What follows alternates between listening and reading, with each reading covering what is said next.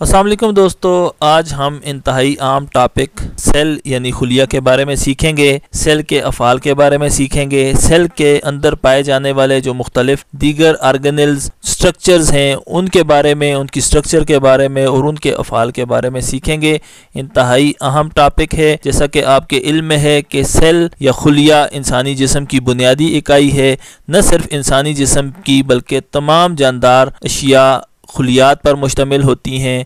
तमाम जानदारों के जिस्म की जो बेसिक यूनिट या बुनियादी इकाई है वो खुलिया ही होती है। खुलिया को समझना इंतहाई ज़रूरी है क्योंकि खुलिया को समझे बगैर हम इंसानी अफ़ाल या जानदार अशिया के अफ़ाल को समझ नहीं सकते हैं। अब आज के लेक्चर में हम खुलिया के अंदर पाए जाने वाले तमाम हिस्सों को जुदा जुदा करके वाज़ेह तस्वीर के साथ सीखेंगे और इनके फंक्शंस के ऊपर भी बात करेंगे कि इनके क्या अफ़ाल हैं, ये क्या काम करते हैं। तो चलिए आज के लेक्चर की जानिब बढ़ते हैं। खुलिया हमारे जिस्म में और तमाम जानदारों के जिस्म की बेसिक यूनिट होती है। तमाम जानदार अशिया बारीक और माइक्रोस्कोपिक ऑर्गेनेल्स यानी सेल्स पर मुश्तमिल होते हैं।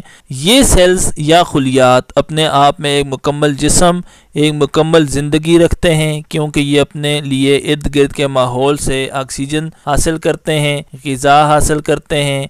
उस ऑक्सीजन और ग़िज़ा से अपने लिए एनर्जी पैदा करते हैं। एनर्जी बनने के अमल में जो फासिद मादे पैदा होते हैं उन्हें जिस्म से खारिज करते हैं। बैरूनी हमला की सूरत में फौरी तौर पर रद्द अमल देते हैं। ये खुलियात सिकुड़ सकते हैं, फैल सकते हैं, मूव कर सकते हैं। अपने आप को दिफा करने के लिए, बैक्टीरिया के हमला से बचने के लिए, किसी चोट या सोजिश से बचने के लिए ये अपने आप को दाएं बाएं सुकेड़ लेते हैं। इसके अलावा इनमें तकसीम का अमल भी जारी रहता है। तो खुलियात में पानी की एक बड़ी मिकदार मौजूद होती है। खुलियात में 70 से 85% पानी पाया जाता है, जबकि खुलियात में इसके अलावा प्रोटीन्स, चिकनाई, कार्बोहाइड्रेट्स और इलेक्ट्रोलाइट्स भी मौजूद होते हैं। खुलियात अपनी तबी ज़िंदगी गुजारने के बाद इनकी डेथ भी वाक़ई होती है और इसकी डेथ नेचुरली भी होती है यानी अपनी तबी उम्र पूरी करने के बाद। और ये खुलियात बाज़ौक़ात किसी हादसा की सूरत में, किसी बैरूनी हमला की सूरत में, किसी चोट या सोजिश की सूरत में भी इनकी डेथ वाक़ई हो जाती है। और अगर हम इंसानी जिस्म की बात करें तो इंसानी जिस्म में रोज़ाना तकरीबन 10 मिलियन खुलियात की डेथ होती है और 10 मिलियन खुलियात नए बन जाते हैं।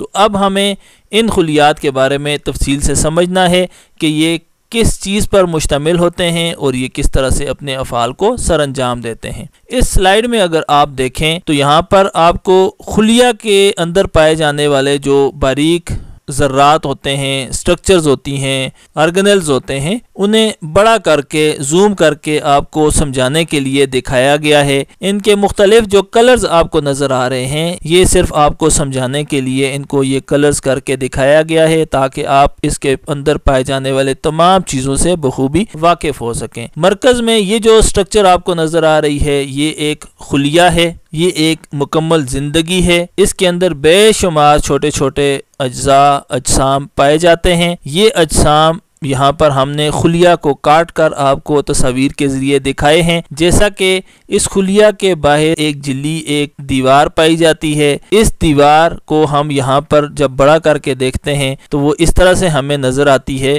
कि ये यहाँ पर ये छोटा सा हिस्सा आपको दिखाया गया है जो कि सेल मेम्ब्रेन या खुलिया की बैरूनी दीवार या झिल्ली कहलाती है। ये 2 तहों पर मुश्तमिल होती है और इसमें प्रोटीन, चिकनाई और कार्बोहाइड्रेट्स इसकी बनावट में शामिल होते हैं। सेल मेम्ब्रेन का जो फंक्शन है या जो काम है, सेल मेम्ब्रेन खुलिया को एक महफूज और मजबूत स्ट्रक्चर फराहम करती है, बैरूनी माहौल से खुलिया के अंदरूनी अज्जा को जुदा करती है। फिर इसके अलावा ये सेल मेम्ब्रेन बैरूनी माहौल से ऑक्सीजन, ग़िज़ाई अज्जा, मुख्तलिफ एंजाइम्स को जिस्म में दाखिल होने के लिए रास्ता फराहम करती है और खुलिया के अंदर बनने वाले जो फासिद मादे हैं या कार्बन डाइऑक्साइड है उसको खुलिया से बाहर निकालने के लिए भी रास्ता फराहम करती है। फिर उसके बाद यहाँ पर ये आपको कुछ कैप्सूल नुमा बेज़वी शक्ल की नीली कुछ स्ट्रक्चर सी नज़र आ रही हैं।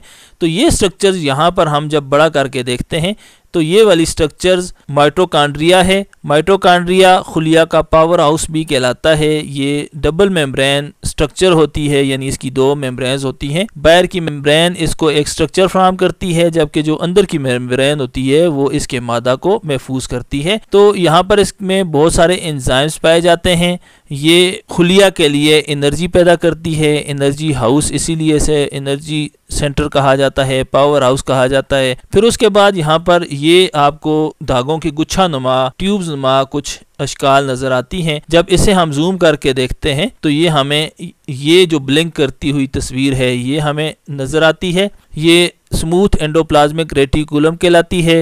ये ट्यूब्स नुमा स्ट्रक्चर्स होती हैं। इसमें मुख्तलिफ जिस्म में पाए जाने वाले कोलेस्ट्रॉल्स और स्टीरॉइड्स वगैरह की सिंथेसिस होती है। इसके अलावा इसमें कैल्शियम भी बहुत ज़्यादा स्टोर की जाती है और ज़रूरत के वक्त इसमें से कैल्शियम रिलीज़ होती है। और ख़ास तौर पर जो हमारे स्केलेटल मसल्स हैं, हमारे इरादी उज़लात हैं, उनमें सिकुड़ने के लिए कैल्शियम की ज़रूरत होती है, तो इनसे वो कैल्शियम रिलीज़ होता है। इसके अलावा ये हमारे खुलिया में अगर कोई मुताफन मादे पैदा हो जाएँ या खुलिया के कुछ अज्जा डेड हो जाएँ, मर जाएं, तो ये उनको भी निगल लेती हैं। फिर इसके बाद जो अगली स्ट्रक्चर है वो यहाँ पर आप देखें तो ये हमें दानेदार नालियां सी नजर आती हैं। इनको जब हम बड़ा करके देखते हैं तो ये हमें ये जो ब्लिंक करती हुई तस्वीर आपको नज़र आ रही है तो ये हमें इस सूरत में नज़र आती है। ये रफ एंडोप्लाज्मिक रेटिकुलम होता है। रफ इसलिए कि इसके साथ राइबोसोम्स चिपके होते हैं। तो इसका काम भी मुख्तलिफ जो प्रोटीन्स होते हैं उनको सिंथेसिस करना होता है। सिंथेसिस करने के बाद गोल्जी बॉडीज़ को भिजवा दिया जाता है। तो ये जो स्ट्रक्चर आपको ब्लिंक करती हुई नज़र आती है ये राइबोसोम्स हैं। ये रफ एंडोप्लाज्मिक रेटिकुलम के साथ चिपके होते हैं, यानी ये इसके साथ ये जो दाने दाने आपको नज़र आ रहे हैं रफ एंडोप्लाज्मिक रेटिकुलम के साथ, ये राइबोसोम्स हैं। राइबोसोम्स के दो यूनिट्स होते हैं, एक लार्ज यूनिट होता है और एक स्मॉल यूनिट होता है। और यहाँ पर राइबोसोम में राइबोन्यूक्लिक एसिड्स पाए जाते हैं जिन्हें राइबोसोमल राइबोन्यूक्लिक एसिड्स कहा जाता है। तो इन्हें प्रोटीन्स का सेंटर भी कहा जाता है। यहाँ पर बड़ी मिकदार में प्रोटीन पाई जाती है। फिर उसके बाद गोल्जी बॉडीज़ हैं। ये वाली जो ग्रीन स्ट्रक्चर आपको नज़र आ रही है, यहाँ पर ग्रीन है, यहाँ पर ये इसको पिंक कलर में दिखाया गया है।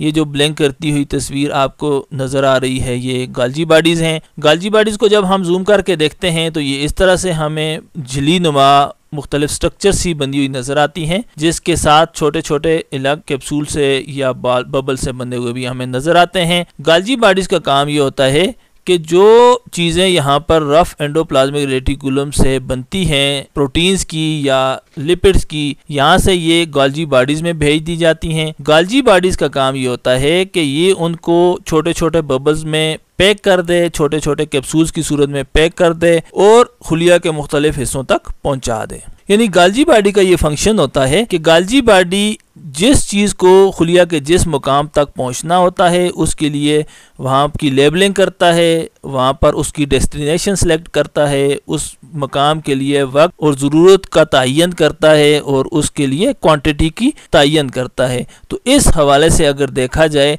तो गोल्जी बॉडीज़ खुलिया के लिए पोस्ट ऑफिस का काम करती है, यानी शिपमेंट डिपार्टमेंट के तौर पर ये खुलिया में मौजूद होती है। और ये जो बबल्स यहाँ से बंद कर गोल्जी बॉडीज़ में आते हैं, गोल्जी बॉडीज़ इस पर प्रोसेस करता है और प्रोसेस करने के बाद इसको इन बाल्स की सूरत में, इन बबल्स की सूरत में अपने से जुदा करता है और खुलिया के जिस हिस्सा में इनकी ज़रूरत होती है वहाँ तक पहुँच जाते हैं। ये जो बबल्स निकले हैं यहाँ से, ये किस सूरत में है, ये आपको यहाँ पर ये जो बाल्स नज़र आ रहे हैं ये गोल्जी बॉडी से जुदा होने वाले बाल्स हैं जो कि लाइसोसोम्स कहलाते हैं। और लाइसोसोम्स हमें यहाँ पर ये जो ब्लिंक करती आपको स्ट्रक्चर नज़र आ रही है ये लाइसोसोम्स हैं। अब ये लाइसोसोम्स गोल्जी बॉडी से बनते हैं, यहाँ से निकलते हैं। ये वो पैक ग़िज़ाई अज्जा हैं जो खुलिया के मुख्तलिफ हिस्सों तक पहुँचते हैं और वहाँ पर उनकी यूटिलाइजेशन होती है। तो ये लाइसोसोम्स हैं जिसको बाहर से इसकी एक मोटी दीवार दिखाई गई है जो ये इजहार करती है कि ये चिकनाई से बनी हुई है। और ये जो बबल्स हैं ये गालजी बॉडी से निकलकर पूरे खुलिया के मुख्तलिफ हिस्सों तक पहुंच जाते हैं।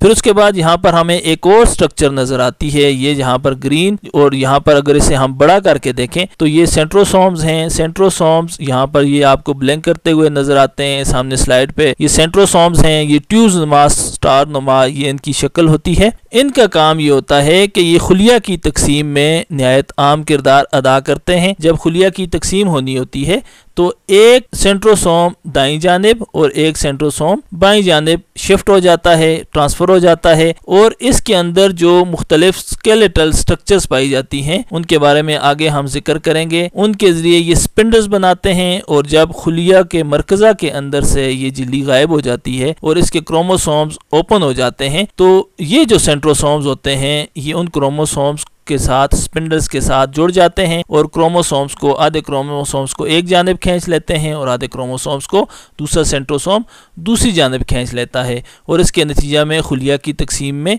ये इंतहाई आम किरदार अदा करते हैं। अब आखिर में रह जाती है ये ब्लिंक करती हुई तस्वीर जिसे खुलिया का मरकज़ा कहा जाता है, न्यूक्लियस कहा जाता है। ये खुलिया का निहायत अहम पार्ट होता है और खुलिया के मरकज़ में पाया जाता है। ये खुलिया का जो मरकज़ा होता है इसमें डीएनए पाया जाता है, जीन्स पाए जाते हैं, क्रोमोसोम्स पाए जाते हैं, और खुलिया का जितना भी कंट्रोल है, खुलिया के जितने भी मामलात हैं, ये समझ लें कि इस मरकज़ा से वो डील होते हैं। मरकज़ा में तमाम जेनेटिक कोड्स मौजूद होते हैं। प्रोटीन्स की सिंथेसिस के लिए भी यहाँ से ही कोड भेजे जाते हैं राइबोसोम्स और रफ एंडोप्लाज्मिक रेटिकुलम में, और इसके अलावा क्रोमोसोम्स के साथ जो जीन्स होते हैं नेक्स्ट जनरेशन तक जो आदात जो सिफात ट्रांसफ़र होती हैं वो भी इसके अंदर पाए जाने वाले क्रोमोसोम्स पर मौजूद जीन्स की वजह से होती हैं। तो इस हिसाब से न्यूक्लियस नहायत आम किरदार अदा करता है खुलिया के तमाम अफ़ाल को सर अंजाम देने के लिए। ये उसका कंट्रोल सेंटर है, ये उसका CPU समझ लें, सेंट्रल प्रोसेसिंग यूनिट है, क्योंकि खुलिया के तमाम अफ़ाल को यहीं से कंट्रोल किया जाता है और मैनेज किया जाता है। अगर आपको खुलिया के बारे में मुफीद मालूमात मिली हो, खुलिया को समझने में आसानी हुई हो, तो मेरे YouTube चैनल को सब्सक्राइब करें, अपने दोस्तों के साथ शेयर करें, अपनी मुफीद और कीमती आरा और तजावीज़ से हमें कमेंट्स के ज़रिए आगाह फरमाएँ। अस्सलामु अलैकुम, आपका दोस्त हकीम एजाज़ इलाही अज़ीमी।